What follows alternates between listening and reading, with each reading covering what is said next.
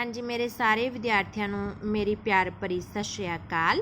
सो बेटा अज आप अपनी 10वीं क्लास की जिहड़ी किताब है सहायतक रंग उसनों शुरू करन जा रहे हाँ और अज आप इसका करांगे पहला पाठ जिसका नाम है मैं किसी तो घट नहीं। सो यह एक कहानी है जो लिखी है डॉक्टर दर्शन सिंह आशट ने। सो सब तो पहला इस कहानी की थोड़ी जान पहचान करांगे, थोड़ी इंट्रोडक्शन पढ़ांगे कि ये कहानी एक 11-12 सालों की कपाहज कुड़ी रजनी दी है। सो रजनी की लगन उत्साह अते हौसले नूं इस कहानी दे विच प्रगटाया गया है। रजनी दियां दोवें लत्तां भावें पोलियो कारण नकारा हन पर वह फिर भी पूरी लगन नाल अपनी पढ़ाई करती है। खराब मौसम विच भी वह स्कूल तो गैर हाज़र नहीं रहिंदी।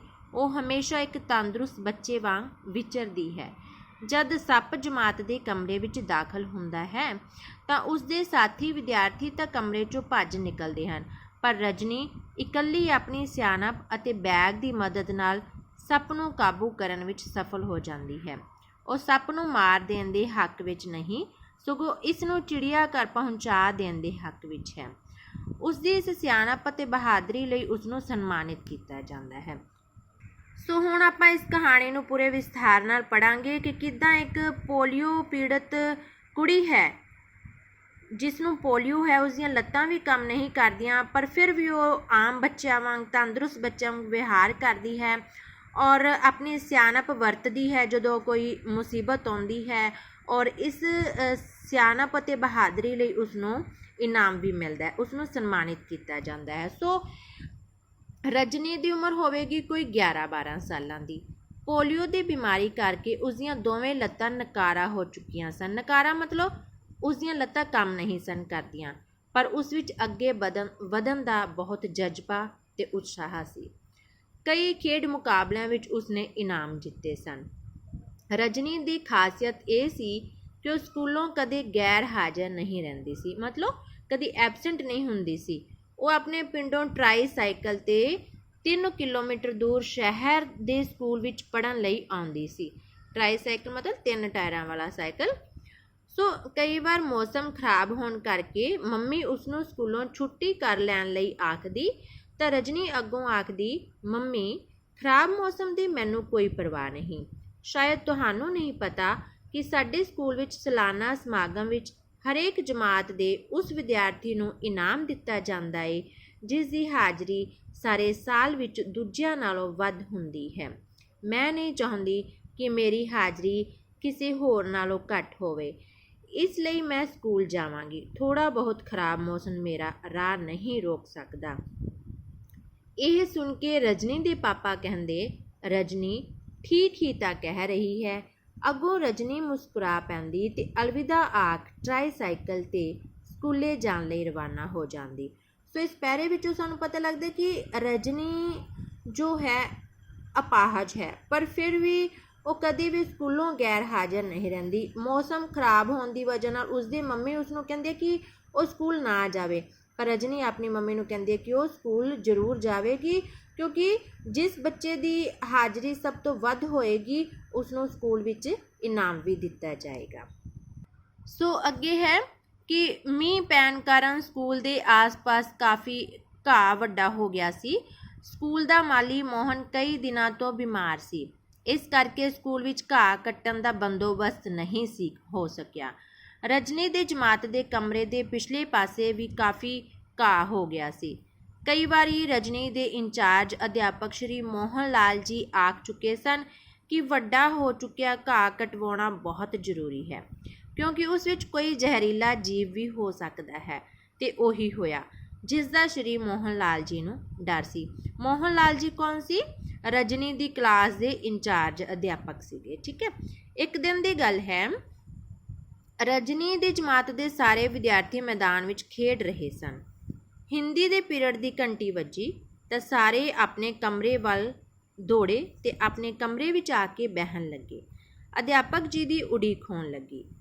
चानचक ही जमात विच पिछे बैठे राहुल की नज़र अपने बेंच की एक लत्त नाल लिपटे पे सप ते पई तो वह एकदम घाबड़ गया, मतलब कि घबरा गया।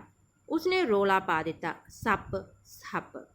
ਪਲਾਂ ਛਿਨਾਂ ਵਿੱਚ ਹੀ ਜਮਾਤ ਵਿੱਚ ਹਾਹਾਕਾਰ ਮਚ ਗਈ। ਪਲਾਂ ਛਿਨਾਂ ਵਿੱਚ ਮਤਲਬ ਬਹੁਤ ਹੀ ਜਲਦੀ ਹੀ ਸਾਰੇ ਬੱਚਿਆਂ ਨੇ ਰੌਲਾ ਪਾਉਣਾ ਸ਼ੁਰੂ ਕਰ ਦਿੱਤਾ। ਸਾਰੇ ਵਿਦਿਆਰਥੀ ਰੌਲਾ ਪਾਉਂਦੇ ਕਮਰੇ ਵਿੱਚੋਂ ਬਾਹਰ ਭੱਜਣ ਲੱਗੇ। ਉਹ ਸੱਪ ਕਮਰੇ ਦੇ ਬਾਹਰ ਉੱਗੇ ਵੱਡੇ ਘਾਹ ਵਿੱਚੋਂ ਕੰਧ 'ਤੇ ਚੜ੍ਹਦਾ ਹੋਇਆ ਬਾਰੀ ਰਾਹੀਂ ਕਮਰੇ ਵਿੱਚ ਆ ਗਿਆ ਸੀ। ਰਜਨੀ ਜਮਾਤ ਦੇ ਵਿਚਕਾਰ ਆਪਣੀ ਸਹੇਲੀ ਪੂਜਾ ਨਾਲ ਬੈਂਚ 'ਤੇ ਬੈਠੀ ਸੀ। ਠੀਕ ਹੈ, ਸੋ ਪੂਜਾ ਨੇ ਉਸਨੂੰ ਫਟਾਫਟ ਬਾਹਰ ਨਿਕਲਣ ਲਈ ਆਖਿਆ, ਪਰ ਇੱਕਦਮ ਬਾਹਰ ਨਿਕਲਣਾ ਉਸ ਲਈ ਔਖਾ ਸੀ ਕਿਉਂਕਿ ਰਜਨੀ ਅਪਾਹਜ ਸੀ। ਉਸਦੀਆਂ ਲੱਤਾਂ ਕੰਮ ਨਹੀਂ ਸਨ ਕਰਦੀਆਂ। ਰਜਨੀ ਦੀ ਸਹੇਲੀ ਨੇ ਉਸਨੂੰ ਕਿਹਾ ਕਿ ਉਹ ਜਮਾਤ ਵਿੱਚੋਂ ਨਿਕਲ ਜਾਏ, ਪਰ ਉਹ ਇੱਕਦਮ ਜਮਾਤ ਵਿੱਚੋਂ ਨਹੀਂ ਨਿਕਲ ਸਕਦੀ ਸੀ। ਰਜਨੀ ਨੇ ਵੇਖਿਆ ਸੱਪ 3 ਫੁੱਟ ਤੋਂ ਵੀ ਕੁਝ ਵੱਡਾ ਸੀ। ਵਿਦਿਆਰਥੀਆਂ ਦੀ ਹਾਲ ਦੁਹਾਈ ਨਾਲ ਸੱਪ ਵੀ ਘਾਬਰ ਗਿਆ। ਕਮਰੇ ਦਾ ਫਰਸ਼ ਪੱਕਾ ਸੀ, ਇਸ ਲਈ ਸੱਪ ਆਪਣੇ ਛੁਪਣ ਲਈ ਕੋਈ ਖੁੱਡ ਵਗੈਰਾ ਲੱਭਣ ਇੱਧਰ ਉੱਧਰ ਦੌੜਨ ਲੱਗਾ। ਰਜਨੀ ਨੇ ਫੌਰਨ ਦਿਮਾਗ ਤੋਂ ਕੰਮ ਲਿਆ। ਦੇਖੋ, ਸਾਰੇ ਵਿਦਿਆਰਥੀ ਤਾਂ ਕਮਰੇ ਵਿੱਚੋਂ ਬਾਹਰ ਨਿਕਲ ਗਏ, ਕਲਾਸਰੂਮ 'ਚੋਂ ਬਾਹਰ ਨਿਕਲ ਗਏ, ਪਰ ਰਜਨੀ ਇੱਕਦਮ ਕਲਾਸ ਤੋਂ ਬਾਹਰ ਨਹੀਂ ਨਿਕਲ ਸਕਦੀ ਸੀ। ਠੀਕ ਹੈ, ਉਸਨੇ ਦੇਖਿਆ ਕਿ ਸੱਪ ਇੱਧਰ ਉੱਧਰ ਦੌੜ ਰਿਹਾ ਹੈ, ਆਪਣੇ ਲੁਕਣ ਲਈ ਕੋਈ ਖੁੱਡ ਲੱਭ ਰਿਹਾ ਹੈ। ਤਾਂ ਰਜਨੀ ਨੇ ਦਿਮਾਗ ਤੋਂ ਕੰਮ ਲਿਆ ਔਰ ਉਸਨੇ ਆਪਣਾ ਤੇ ਪੂਜਾ ਦਾ ਬੈਗ ਉਲਟਾ ਦਿੱਤਾ, ਪੁੱਠਾ ਕਰ ਦਿੱਤਾ। ਦੋਵੇਂ ਬੈਗ ਖਾਲੀ ਕਰਕੇ ਥੋੜ੍ਹੇ ਥੋੜ੍ਹੇ ਅੰਤਰ ਨਾਲ ਆਪਣੇ ਨੇੜੇ ਹੀ ਫਰਸ਼ 'ਤੇ ਸੁੱਟ ਦਿੱਤੇ। ਰਜਨੀ ਦੀ ਵਿਉਂਤ ਕੰਮ ਕਰ ਗਈ। ਵਿਉਂਤ ਮਤਲਬ ਉਸਦੀ ਸਕੀਮ ਕੰਮ ਕਰ ਗਈ। ਉਸਨੇ ਪਲਾਨ ਬਣਾ ਲਿਆ ਸੀ ਨਾ ਕਿ ਜਿਉਂ ਹੀ ਸੱਪ ਫਰਸ਼ 'ਤੇ ਪਏ ਇੱਕ ਖਾਲੀ ਬੈਗ ਵਿੱਚ ਜਾ ਵੜਿਆ ਤਾਂ ਰਜਨੀ ਨੇ ਫੁਰਤੀ ਨਾਲ ਬੈਂਚ ਤੋਂ ਉੱਠ ਕੇ ਦੋਵਾਂ ਹੱਥਾਂ ਨਾਲ ਬੈਗ ਦਾ ਮੂੰਹ ਬੰਦ ਕਰ ਦਿੱਤਾ। ਸੱਪ ਦੀ ਪੂਛ ਬੈਗ ਤੋਂ ਥੋੜ੍ਹੀ ਜਿਹੀ ਬਾਹਰ ਵਿਖਾਈ ਦੇ ਰਹੀ ਸੀ। ਰਜਨੀ ਬੈਗ ਛੱਡ ਕੇ ਬਾਹਰ ਦੌੜਾ। ਸੱਪ ਤੈਨੂੰ ਡੰਗ ਲਏਗਾ, ਬੈਗ ਛੱਡ ਦੇ। ਮਤਲਬ ਉਸਦੇ ਸਾਥੀ ਬਾਹਰ ਰੌਲਾ ਪਾ ਰਹੇ ਸੀ ਕਿ ਰਜਨੀ ਤੂੰ ਵੀ ਬਾਹਰ ਆ ਜਾ, ਤੈਨੂੰ ਸੱਪ ਡੰਗ ਮਾਰ ਦੇਗਾ।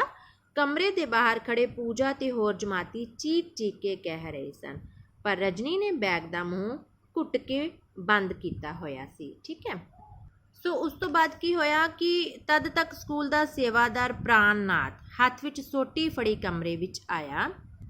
ਸੋ ਬੇਟਾ ਤੁਸੀਂ ਧਿਆਨ ਨਾਲ ਲੈਸਨ ਨੂੰ ਸੁਣੀ ਜਾਓ, ਕਹਾਣੀ ਨੂੰ ਸੁਣੋ, ਕਿਉਂਕਿ ਇਸ ਦੇ ਵਿੱਚੋਂ ਹੀ ਪ੍ਰਸ਼ਨ ਉੱਤਰ ਨਿਕਲਦੇ ਹਨ। ਜਿੱਦਾਂ ਕਿ ਇਹਦੇ ਵਿੱਚ ਪ੍ਰਸ਼ਨ ਬਣ ਸਕਦਾ ਹੈ ਕਿ ਸਕੂਲ ਦੇ ਸੇਵਾਦਾਰ ਦਾ ਨਾਮ ਕੀ ਸੀ। ਸਕੂਲ ਦੇ ਸੇਵਾਦਾਰ ਦਾ ਨਾਮ ਸੀ ਪ੍ਰਾਣਨਾਥ। ਠੀਕ ਹੈ, ਤਾਂ ਪ੍ਰਾਣਨਾਥ ਹੱਥ ਵਿੱਚ ਸੋਟੀ ਫੜੀ ਕਮਰੇ ਵਿੱਚ ਆਇਆ। ਜਦੋਂ ਉਸਨੇ ਰਜਨੀ ਨੂੰ ਅਜਿਹੀ ਹਾਲਤ ਵਿੱਚ ਵੇਖਿਆ ਤਾਂ ਉਹ ਦੰਗ ਰਹਿ ਗਿਆ। ਦੰਗ ਰਹਿ ਜਾਣਾ ਮਤਲਬ ਕਿ ਹੈਰਾਨ ਰਹਿ ਗਿਆ। ਪ੍ਰਾਣਨਾਥ ਬੋਲਿਆ, ਕੁੜੀਏ ਖਤਰਾ ਮੁੱਲ ਨਾ ਲੈ, ਇਹ ਬੈਗ ਛੱਡ ਦੇ, ਫਟਾਫਟ ਕਰ, ਬੈਂਚ 'ਤੇ ਜਾ ਚੜ੍ਹ। ਮੈਂ ਇਸ ਬੈਗ ਵਿੱਚ ਹੀ ਸੱਪ ਨੂੰ ਮਾਰ ਦਿਆਂਗਾ, ਛੇਤੀ ਕਰ, ਸੱਪ ਤੈਨੂੰ ਡੰਗ ਮਾਰ ਦੇਗਾ। ਅੰਕਲ ਜੀ, ਸੱਪ ਹੁਣ ਇਸ ਬੈਗ ਤੋਂ ਬਾਹਰ ਨਹੀਂ ਨਿਕਲ ਸਕਦਾ ਕਿਉਂਕਿ ਮੈਂ ਬੜੀ ਮਜ਼ਬੂਤੀ ਨਾਲ ਘੁੱਟ ਕੇ ਬੈਗ ਦਾ ਮੂੰਹ ਬੰਦ ਕੀਤਾ ਹੋਇਆ। ਰਜਨੀ ਨੇ ਉੱਤਰ ਦਿੱਤਾ, ਸੇਵਾਦਾਰ ਨੂੰ ਉੱਤਰ ਦਿੱਤਾ, ਜਦੋਂ ਸੇਵਾਦਾਰ ਨੇ ਵੀ ਰਜਨੀ ਨੂੰ ਬਾਹਰ ਕਮਰੇ 'ਚੋਂ ਬਾਹਰ ਜਾਣ ਲਈ ਔਰ ਬੈਗ ਛੱਡ ਦੇਣ ਲਈ ਕਿਹਾ ਸੀ। ਠੀਕ ਹੈ, ਸੱਪ ਬੈਗ ਵਿੱਚੋਂ ਫੁੰਕਾਰੇ ਮਾਰ ਰਿਹਾ ਸੀ, ਪਰ ਰਜਨੀ ਬਿਲਕੁਲ ਨਹੀਂ ਸੀ ਡਰ ਰਹੀ। ਪ੍ਰਿੰਸੀਪਲ ਸਾਹਿਬ, ਅਧਿਆਪਕ ਤੇ ਕੁਝ ਹੋਰ ਕਰਮਚਾਰੀ ਵੀ ਝਟਪਟ ਉੱਥੇ ਆ ਗਏ। ਚੌਕੀਦਾਰ ਨੇ ਆਖਿਆ, ਇਸ ਨੂੰ ਜਲਦੀ ਮਾਰ ਦਿਓ। ਇਹ ਗੱਲ ਸੁਣਦਿਆਂ ਸਾਰੀ ਰਜਨੀ ਬੋਲੀ, ਨਾ ਅੰਕਲ ਜੀ, ਇਸ ਨੂੰ ਨਾ ਮਾਰਨਾ ਪਲੀਜ਼, ਇਹ ਮੇਰੀ ਪਕੜ ਵਿੱਚੋਂ ਬਾਹਰ ਨਹੀਂ ਆ ਸਕਦਾ ਤੇ ਨਾ ਹੀ ਹੁਣ ਇਹ ਕਿਸੇ ਦਾ ਨੁਕਸਾਨ ਕਰ ਸਕਦਾ ਹੈ। ਇਸ ਨੂੰ ਚਿੜੀਆ ਘਰ ਵਾਲਿਆਂ ਨੂੰ ਦਿੱਤਾ ਜਾਵੇ ਤਾਂ ਬੜਾ ਚੰਗਾ ਹੋਵੇਗਾ। ਵਾਹ ਰਜਨੀ, ਤੂੰ ਤਾਂ ਸਿਆਣਿਆਂ ਵਾਲੀਆਂ ਗੱਲਾਂ ਕਰ ਰਹੀ ਹੈ, ਪ੍ਰਿੰਸੀਪਲ ਸਾਹਿਬ ਨੇ ਆਖਿਆ।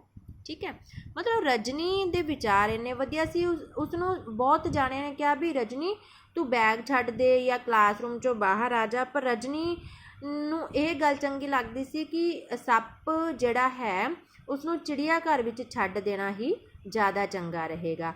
ਜਿੱਦਾਂ ਕਿ ਸੇਵਾਦਾਰ ਨੇ ਵੀ ਕਿਹਾ ਸੀ ਕਿ ਮੈਂ ਇਸ ਨੂੰ ਮਾਰ ਦਿਆਂਗਾ, ਹੈ ਨਾ, ਔਰ ਤੂੰ ਬੈਗ ਛੱਡ ਦੇ, ਪਰ ਰਜਨੀ ਨੇ ਕਿਹਾ ਕਿ ਇਹ ਬੈਗ ਦੇ ਵਿੱਚੋਂ ਸੱਪ ਜਿਹੜਾ ਹੈ ਬਾਹਰ ਨਹੀਂ ਆ ਸਕਦਾ ਔਰ ਇਸ ਨੂੰ ਆਪਾਂ ਚਿੜੀਆ ਘਰ ਦੇ ਵਿੱਚ ਛੱਡ ਦਈਏ ਤਾਂ ਜ਼ਿਆਦਾ ਚੰਗਾ ਹੋਏਗਾ। ਠੀਕ ਹੈ, ਔਰ ਰਜਨੀ ਦੀਆਂ ਇਹ ਸਭ ਗੱਲਾਂ ਸੁਣ ਕੇ ਉਸਦੇ ਪ੍ਰਿੰਸੀਪਲ ਵੀ ਬਹੁਤ ਹੀ ਪ੍ਰਭਾਵਿਤ ਹੋਏ ਸਨ। ਸੋ ਅਗਲੇ ਪੈਰੇ ਵਿੱਚ ਪ੍ਰਾਣਨਾਥ ਨੇ ਰਜਨੀ ਕੋਲੋਂ ਬੜੀ ਸਾਵਧਾਨੀ ਨਾਲ ਬੈਗ ਫੜ ਲਿਆ ਤੇ ਫਿਰ ਉਸ ਬੈਗ ਦਾ ਮੂੰਹ ਘੁੱਟ ਕੇ ਰੱਸੀ ਨਾਲ ਬੰਨ੍ਹ ਦਿੱਤਾ।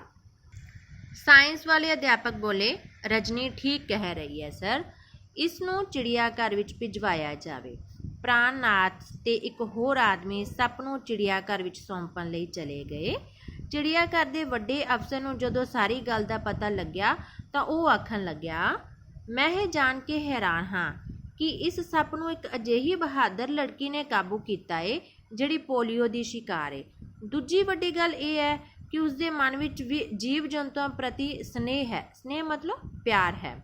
ਉਹ ਜਾਣਦੀ ਹੈ ਕਿ ਸੱਪ ਸਾਡਾ ਦੁਸ਼ਮਣ ਨਹੀਂ, ਸਗੋਂ ਇਹ ਖਤਰਾ ਮਹਿਸੂਸ ਕਰਨ ਵੇਲੇ ਹੀ ਵਿਅਕਤੀ ਨੂੰ ਆਪਣੇ ਬਚਾਓ ਵਾਸਤੇ ਡੰਗ ਮਾਰਦਾ। ਸੋ ਬੇਟਾ ਇੱਥੇ ਵੀ ਇੱਕ ਪ੍ਰਸ਼ਨ ਆਉਂਦਾ ਹੈ ਕਿ ਸੱਪ ਕਦੋਂ ਡੰਗ ਮਾਰਦਾ ਹੈ? ਜਦੋਂ ਸੱਪ ਨੂੰ ਕੋਈ ਖਤਰਾ ਮਹਿਸੂਸ ਹੁੰਦਾ ਹੈ, ਠੀਕ ਹੈ, ਤਾਂ ਉਦੋਂ ਹੀ ਸੱਪ ਡੰਗ ਮਾਰਦਾ ਹੈ। ਆਮ ਲੋਕਾਂ ਨੂੰ ਇਸ ਗੱਲ ਦਾ ਨਹੀਂ ਪਤਾ ਕਿ ਇਸ ਦੇ ਜ਼ਹਿਰ ਤੋਂ ਕਈ ਲਾਭਦਾਇਕ ਦਵਾਈਆਂ ਬਣਦੀਆਂ ਹਨ। ਸੋ ਉਸ ਤੋਂ ਬਾਅਦ ਕੀ ਹੋਇਆ ਕਿ ਜਦੋਂ ਸਕੂਲ ਦਾ ਸਾਲਾਨਾ ਸਮਾਰੋਹ ਹੋਇਆ, ਫੰਕਸ਼ਨ ਹੋਇਆ, ਸਮਾਗਮ ਹੋਇਆ, ਤਾਂ ਰਜਨੀ ਨੂੰ ਬਹਾਦਰੀ ਦਾ ਇਨਾਮ ਦੇਣ ਲਈ ਚਿੜੀਆ ਘਰ ਦੇ ਮੁੱਖ ਅਫਸਰ ਖੁਦ ਸਕੂਲੇ ਆਏ ਤੇ ਸਾਰਿਆਂ ਨੂੰ ਸੰਬੋਧਨ ਕਰਦੇ ਆਖਣ ਲੱਗੇ, ਇਹ ਬਹਾਦਰ ਲੜਕੀ ਸਾਡੇ ਸਾਰਿਆਂ ਵਾਸਤੇ ਇੱਕ ਮਿਸਾਲ ਹੈ, ਜੋ ਆਪਣੀ ਸਰੀਰਕ ਅਪੰਗਤਾ ਦੇ ਬਾਵਜੂਦ ਵੀ ਕਿਸੇ ਕੋਲੋਂ ਘੱਟ ਨਹੀਂ। ਮੈਂ ਆਪਣੇ ਵੱਲੋਂ ਇਸ ਦਾ ਨਾਂ ਰਾਸ਼ਟਰਪਤੀ ਅਵਾਰਡ ਲਈ ਭੇਜਣ ਦੀ ਸਿਫਾਰਿਸ਼ ਕਰਾਂਗਾ, ਕਿਉਂਕਿ ਇਸ ਨੇ ਆਪਣੀ ਹਾਜ਼ਰ ਦਿਮਾਗੀ ਨਾਲ ਨਾ ਕੇਵਲ ਆਪਣੇ ਜਮਾਤੀਆਂ ਨੂੰ ਖਤਰੇ ਤੋਂ ਬਚਾਇਆ ਹੈ, ਸਗੋਂ ਬੜੀ ਬਹਾਦਰੀ ਨਾਲ ਸੱਪ ਕਾਬੂ ਕਰਕੇ ਸਾਡੇ ਤੱਕ ਪਹੁੰਚਾਉਣ ਵਿੱਚ ਮਦਦ ਕੀਤੀ ਹੈ। ਸੋ ਇਹਦੇ ਵਿੱਚ ਇੱਕ ਹੋਰ ਪ੍ਰਸ਼ਨ ਆਉਂਦਾ ਕਿ ਰਜਨੀ ਦਾ ਨਾਮ ਕਿਸ ਅਵਾਰਡ ਲਈ ਘੋਸ਼ਿਤ ਕੀਤਾ ਗਿਆ ਸੀ? ਚਿੜੀਆ ਘਰ ਦੇ ਅਫਸਰ ਨੇ ਰਜਨੀ ਨੂੰ ਕਿਹੜੇ ਇਨਾਮ ਲਈ ਕਿਹਾ ਸੀ? ਕਿਹੜਾ ਇਨਾਮ ਦੇਣ ਲਈ ਸਿਫਾਰਿਸ਼ ਕੀਤੀ ਸੀ? ਰਾਸ਼ਟਰਪਤੀ ਅਵਾਰਡ।